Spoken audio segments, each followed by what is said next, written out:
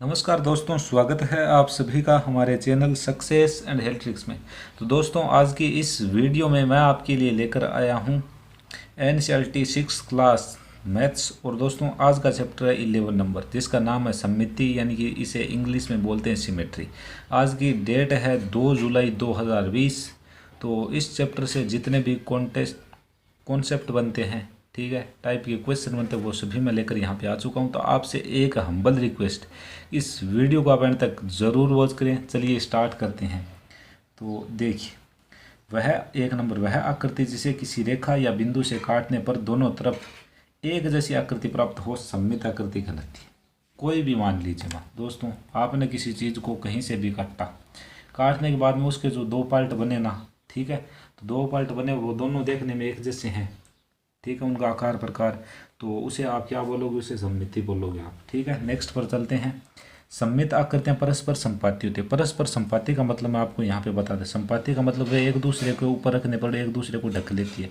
जैसे कि मानो मैंने ये आयत बना ली है, इस आयत को मैं यहाँ से बीच में से काट देता हूँ, मानो कि यहाँ से, ठीक है। अब मानो कि काटने के बाद में ये एक नंबर आयत है, ये आपका दो नंबर आयत।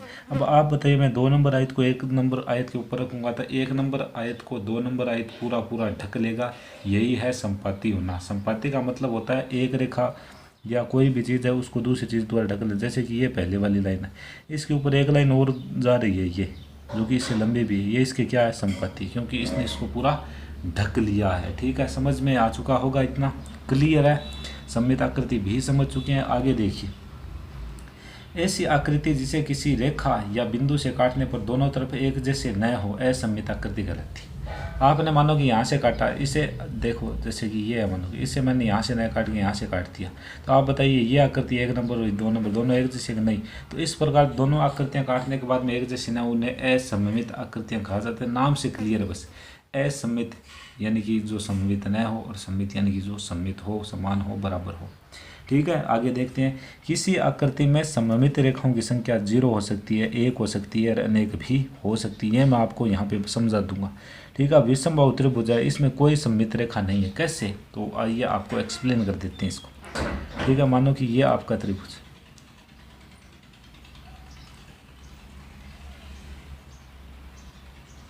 अब ये देख लीजिए, आपको साफ दिखाई दे रही है, ये विषमबाहु है। ठीक है, इसकी तीनों भुजाएं अलग अलग है, तीनों भुजाएं, ये ए है, ये बी है, ये सी। तीनों में कहीं से भी काटे तो कोई बराबर भाग आएगा? बिल्कुल नहीं आएगा। तो कोई सममित रेखा नहीं।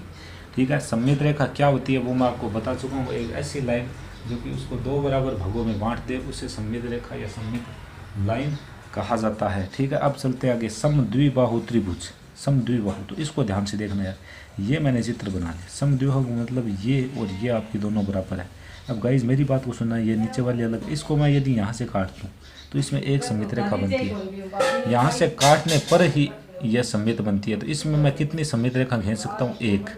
ठीक है, तो ये यहाँ पर आपका आंसर आ चुका है एक।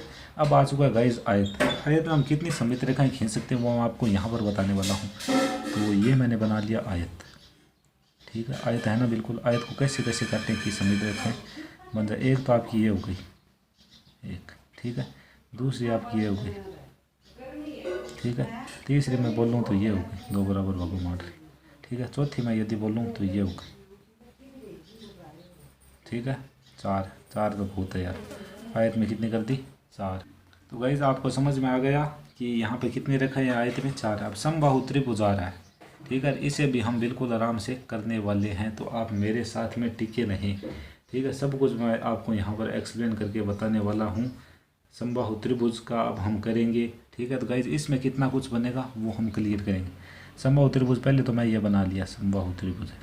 इसको कहाँ कहाँ से काटूंगी एक जैसा बन जाए। पहली लाइन क्लियर है, एक जैसा पार्ट बन रहा है, देखिए बन रहा है ना, ठीक। अब देखिए दूसरी लाइन ये हो जाएगी। यहाँ से काटने पर भी एक ये भाग एक ये भाग एक जैसा बनता है ना, ठीक है। तीसरी ये लाइन, ये, ठीक है। तो डेफिनेटली क्लियर है गाइज कि यहाँ से कितना, तीन आप इसमें से सममित रेखाएं खींच सकते हो। कोई दिक्कत, कोई परेशानी नहीं होनी चाहिए आपको, ठीक है। अब आगे आ रहा है वृत्त, और वृत्त में हम आराम से ढूंढेंगे कि कितनी सममित रेखाएं होती है।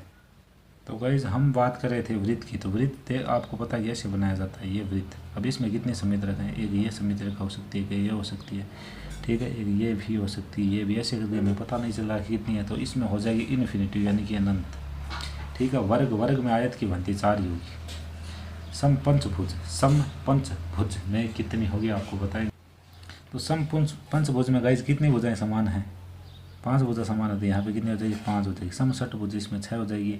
ठीक है। बेलन को हम बना लेते हैं पहले। तो ये मैंने बेलन बना ली, ठीक है ना।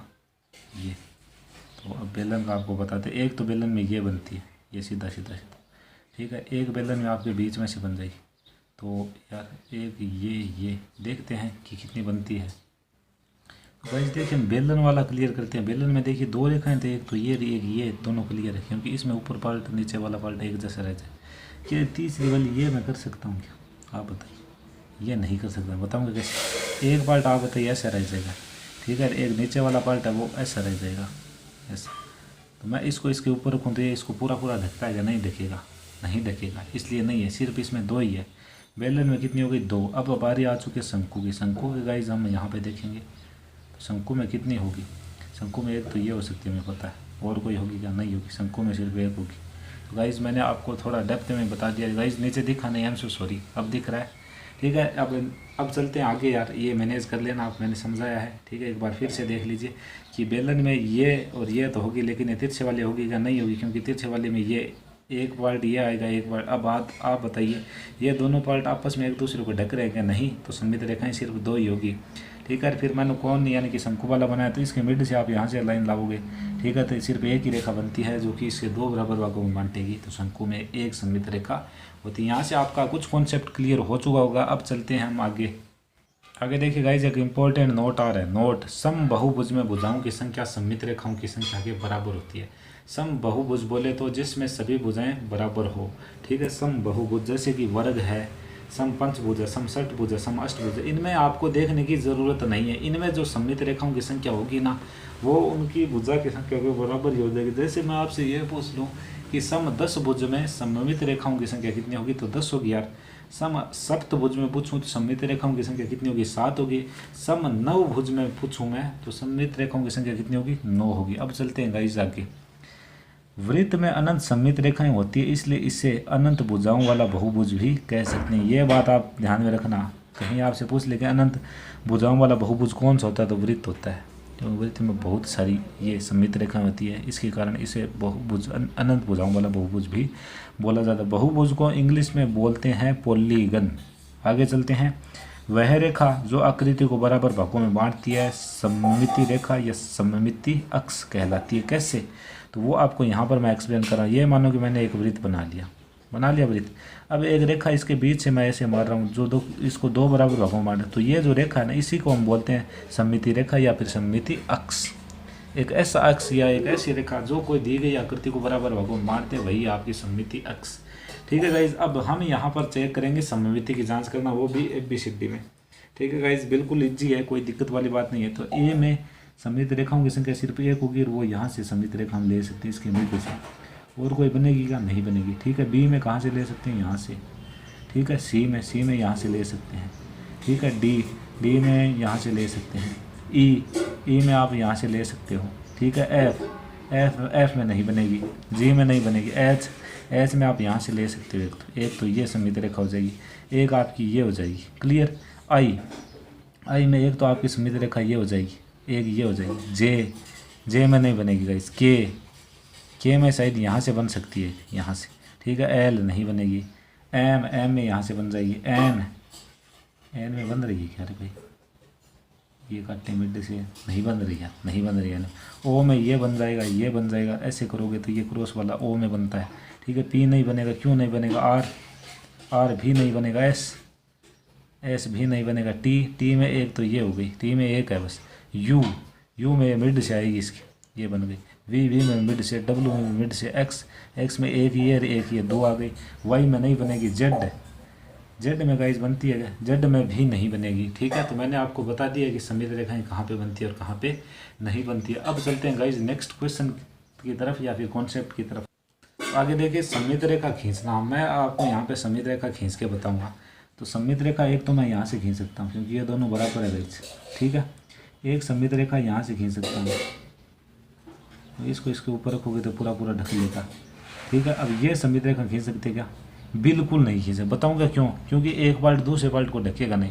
इसमें समित रेखाएं हम खींच सकते हैं ऐसे एक तो, ठीक है, एक तो ये होगी, एक आपकी ये हो जाएगी, ये दो समित रेखा इसमें हम खींच सकते हैं। इसमें मैं सिर्फ एक ही समित रेखा खींच सकूँ, वो इसके मिड से। इसमें भी एक ही खींच सकते हैं, वो भी इसके मिड से। तो गाइस कंप्लीट हो चुका है आपका चैप्टर। नीचे सिर्फ एक बात बची है, वो आपको समझा देता हूँ। समलम चतुर्भुज एक असममित आकृति है, समलम चतुर्भुज, ठीक है ना। तो गाइस आराम से देख लेना इसे। ये चैप्टर इतना ही था, मैंने आपको पूरा करवा दिया। इसे याद कीजिए अच्छे तरीके से, कोई दिक्कत परेशानी आपको नहीं होगी, ठीक है। और कोई दिक्कत परेशानी यदि हुई हो कहीं पर समझने में तो आप मुझे कमेंट करके बता सकते हो। तो फ्रेंड्स इस वीडियो में सिर्फ इतना ही, मिलेंगे नेक्स्ट वीडियो में, तब तक के लिए जय हिंद जय भारत।